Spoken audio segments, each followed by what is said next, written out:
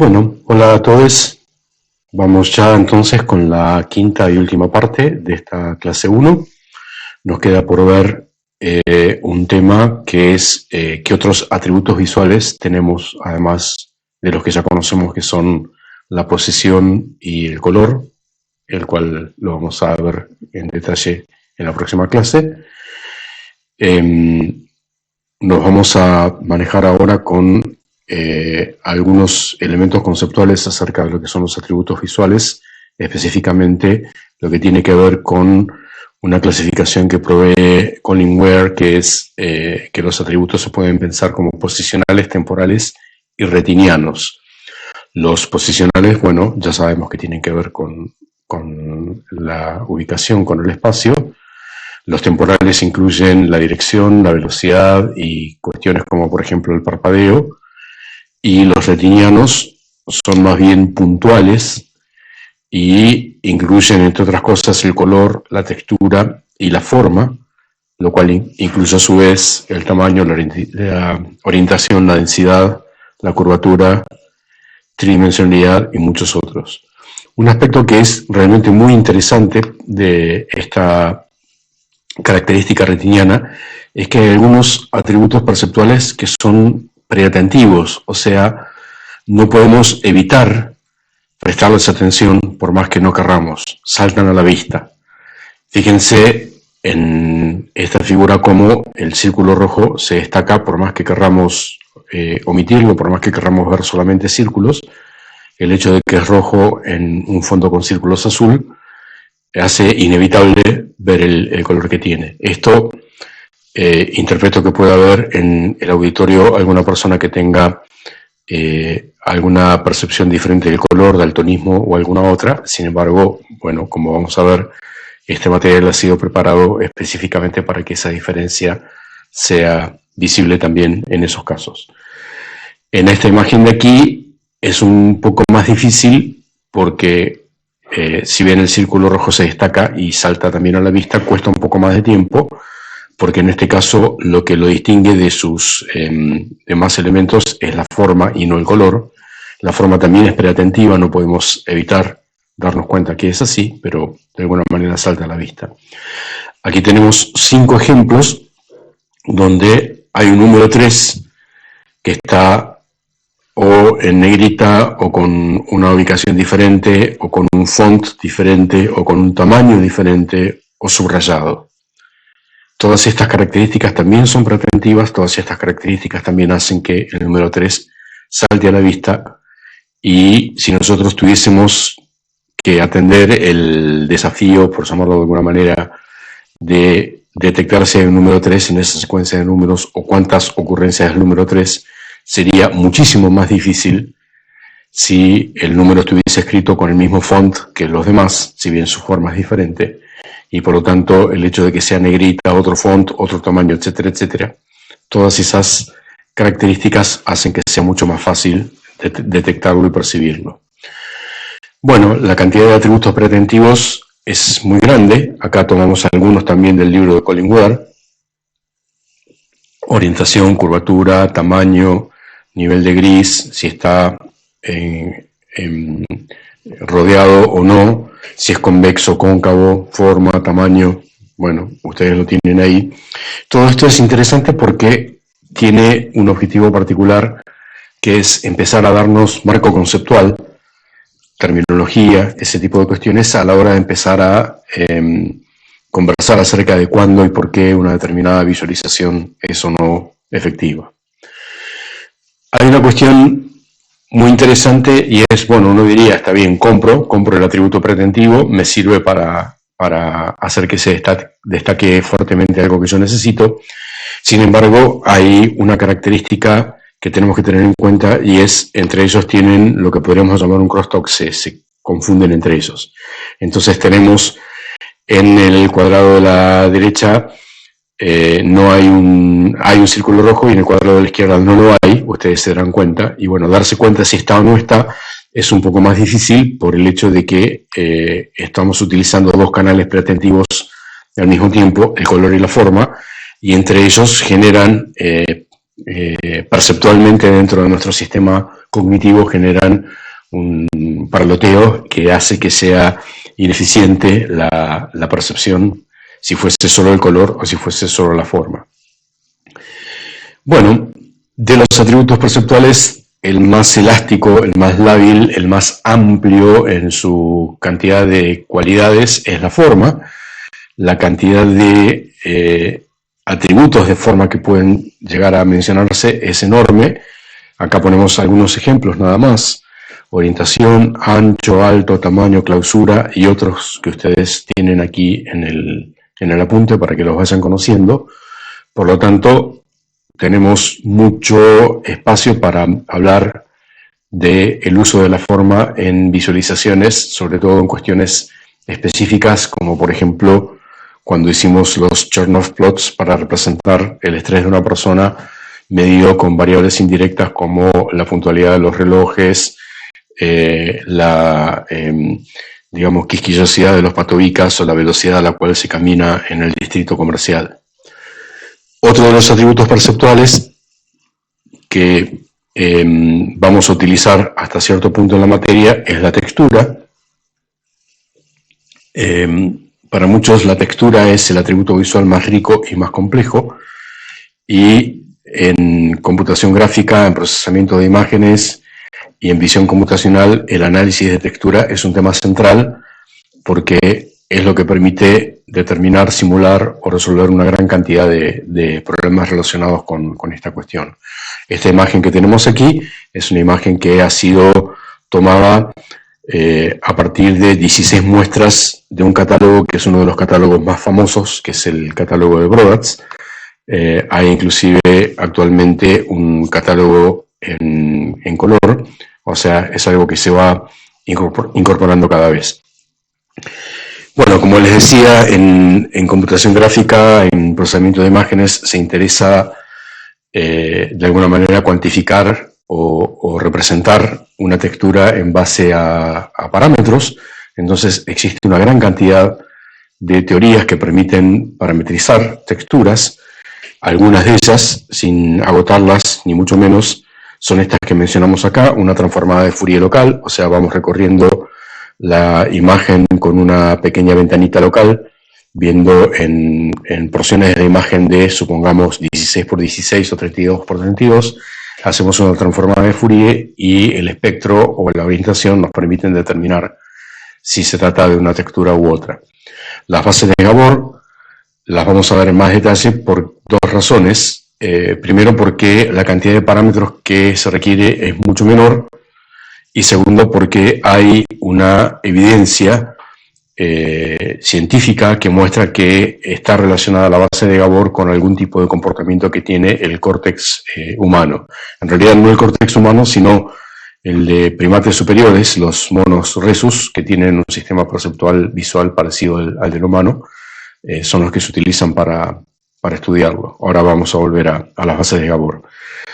Al margen de estas dos teorías, que serían las más hegemónicas, tenemos el uso de wavelets, de descriptores fractales o multifractales, momentos específicos, los descriptores de coocurrencia de Haralick, que se utilizan mucho en imágenes médicas, las bases de Zernike, etcétera, etcétera. Es un tema que, insisto, está muy estudiado matemáticamente y que lo vamos a ver con un nivel de detalle menos profundo. ¿Cómo funcionarán las texturas? Para aquellos que tengan algún tipo de exposición al dibujo técnico por su carrera, esta imagen les generará algún tipo de resonancia, porque, bueno, es como típicamente se utilizan los llamados crosshatch, o sea, el uso de un rayado o el uso de un texturado en un espacio para poder discernir cuando una región es de un material o es de otro material. En este caso tenemos 5 zonas nominales, o sea, lo que está representando esto no es ni cuantitativo ni es ordinal, sino que es nominal, representadas cada una con una textura diferente. Fíjense cómo podríamos decir que entre la primera y la segunda es difícil darse cuenta dónde termina una y comienza la otra, lo mismo entre la cuarta y la quinta. ¿Eso por qué? Porque los atributos de la textura, cuales quieran que sean, que no están todavía formalizados, son más parecidos entre la 1 y la 2 que las otras 5 y son más parecidos entre la 3 y la 4 que las otras 5. Uno podría llegar a decir, bueno, la 3 y la 4 tienen una orientación muy diferente a la 1 y la 2, es cierto. La 5 no tiene una orientación determinante. Bueno, eso es lo que de alguna manera estamos tratando de formalizar cuando buscamos descriptores de textura. Las bases de Gabor, ustedes recordarán la primera figura que pusimos en la primera parte de la clase, cuando hablábamos de los diferentes niveles conceptuales.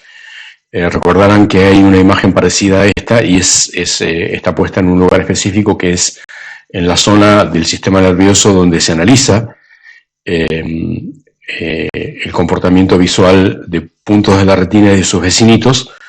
Y como les decía, hay algún tipo de evidencia científica que muestra que el sistema ojo-cerebro hace cosas como las que están mostradas en esta imagen. Nosotros tenemos en esta imagen 2 de las 3 cantidades que permiten caracterizar localmente a un quantum de textura. Las 3 características son orientación, frecuencia y escala. Aquí estamos mostrando solamente orientación de izquierda a derecha y escala de arriba para abajo.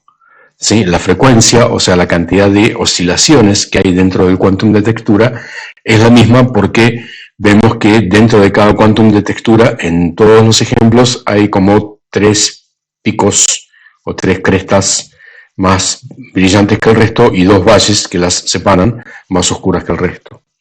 ¿Sí? Si tuviésemos una frecuencia mayor, habría más picos y valles en cada quantum de textura, y si la frecuencia fuese menor, habría menos de ellos. ¿Cómo operarían estos 3 atributos de textura a la hora de generar un plano completado con esa textura? Bueno, lo que se hace es hacer una especie de sumatoria de quantums de textura en diferentes lugares y hacer como una especie de suma, hacer como una especie de acumulación de la energía que está poniendo cada uno de esos quantums, y eso genera regiones como las que vemos aquí en cada una de estas imágenes. O sea, aquí estamos mostrando 4 quantums diferentes, todas tienen la misma orientación, pero tienen diferente frecuencia.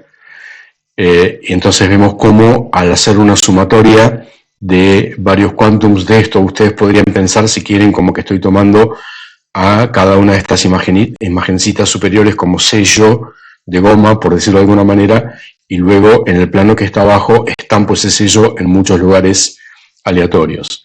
Entonces vemos que las regiones de textura que se conforman son bastante diferentes entre sí. Probablemente entre la segunda y la tercera haya menos diferencia, pero no es tan grande la diferencia.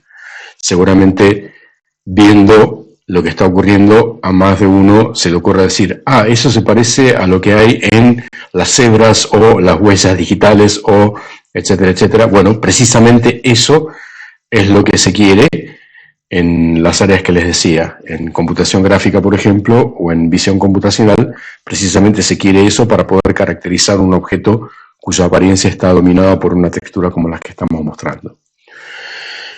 Bueno, la representación de atributos nominales y hasta ordinales con textura es inmediata, es relativamente fácil y se utiliza, como decíamos hoy, en el dibujo técnico, pero la representación de atributos cuantitativos es un poco más difícil porque el ojo es muy poco preciso a la hora de determinar las diferencias. Acá tenemos 2 ejemplos. Tenemos una imagen donde tenemos textura de baja frecuencia con un cuadrado de alta frecuencia en el medio y textura de alta frecuencia con un cuadrado de baja frecuencia en el medio. La frecuencia en el fondo va creciendo de izquierda a derecha, o sea, tenemos más baja frecuencia, los picos y valles son más grandes a la izquierda que a la derecha, y lo interesante es los 2 cuadrados tienen textura de la misma frecuencia, con una orientación neutra, y sin embargo ocurre lo que ya nos imaginamos, nos parece que la frecuencia aquí es mayor y que la frecuencia aquí es menor. Bueno, como les decía, esto hace que sea muy poco probable que utilicemos textura para representar una cantidad cuantitativa. Probablemente lo utilicemos como en el dibujo técnico para representar atributos nominales o a lo sumo ordinales cuando tenemos que generar una secuencia o una escala de valores con diferencias entre sí. La efectividad de los tres atributos de las texturas de Gabor también es diferente. En la imagen superior tenemos la palabra texture escrita cambiando solamente la orientación entre figura y fondo. La orientación del fondo es, digamos, en la dirección noroeste-sudeste, y la orientación en la figura, en las letras, es sudoeste-noreste, va a 90 grados. Es legible, se puede leer, si uno pone los ojos chinos, por decirlo de alguna manera, uno podría decir que es posible leerlo, pero bueno, no sería exactamente la manera más adecuada en la que nosotros le haríamos leer a una persona una cosa escrita de esa manera. En la figura del medio tenemos el cambio en frecuencia. La frecuencia en la parte del fondo es más baja, la distancia entre crestas y valles de luminancia es mucho mayor, y en el texto la frecuencia es más alta porque las crestas y valles es menor, además del cambio de orientación. Y finalmente hemos cambiado el contraste, la intensidad, o sea, todo es igual, pero cambiamos solamente la diferencia entre oscuro y brillante. En el fondo, oscuro es gris oscuro y brillante es gris claro. En el texto, oscuro es negro y brillante es blanco, y salta más a la vista, es más legible el texto en esa forma de representar. Bueno, a la inversa, en algunos casos, la textura es superior al contraste. Por ejemplo, cuando queremos darle una pauta de tridimensionalidad a un gráfico. Acá lo que tenemos a la izquierda es una superficie sintética que puede ser un mapa de altitudes, puede ser un modelo digital de terreno, algo por el estilo, donde no estamos dando ningún tipo de pauta, solamente estamos iluminando. Después vamos a ver por qué nuestro sistema nervioso es tan bueno para determinar forma a partir del sombreado. Pero solamente con la iluminación sintética nos damos cuenta donde hay picos, donde hay crestas, donde se van formando valles o ese tipo de lugares. Pero si nosotros tuviésemos que responder a preguntas como, por ejemplo, ¿a qué altura está un determinado punto? O si la altura de un determinado pico es comparable a la de otro pico, bueno, no podríamos utilizar esta imagen para responder ese tipo de preguntas. En la imagen de la derecha tenemos exactamente la misma, a la cual se le ha superpuesto una textura con una cierta aleatoriedad, pero con un cierto patrón, y eso genera una imagen que es mucho más comprensible, es mucho más fácil dar una representación tridimensional a partir de lo que se está viendo en esa imagen. Bueno, hay un GIF animado que vamos a compartir que básicamente nos permite mostrar cómo esta parte exterior que rodea al objeto que está adentro es como una especie de velo transparente. Es muy difícil darse cuenta la forma o el tamaño que tiene al representarlo con una textura que lo rodea. En el GIF animado esto se mueve. Al representarlo con esa textura, al ojo le resulta más fácil identificar lo que está ocurriendo en esa superficie exterior. Bueno, hemos terminado con nuestra primera clase. Tenemos aquí la bibliografía básica que tomamos como punto de partida. Están al principio los 3 libros que mencionamos en su determinado momento, más algún otro libro que hemos agregado. El libro de Robert Spence es realmente muy interesante, y también el libro de Ben Fry, que es un poco más moderno, contiene información muy adecuada para nuestra materia. Y luego hay una gran cantidad de bibliografía adicional, mucha de la cual no está en libros, sino que está en papers, que se enfocan con aspectos específicos de lo que estuvimos viendo. Bueno, hemos llegado entonces al final de nuestra primera clase. En breve estaremos empezando a postear el material de la segunda clase, y también estaremos poniendo a disposición horarios específicos para que ustedes puedan hacer las consultas que necesiten. Nos vemos la próxima, que estén muy bien.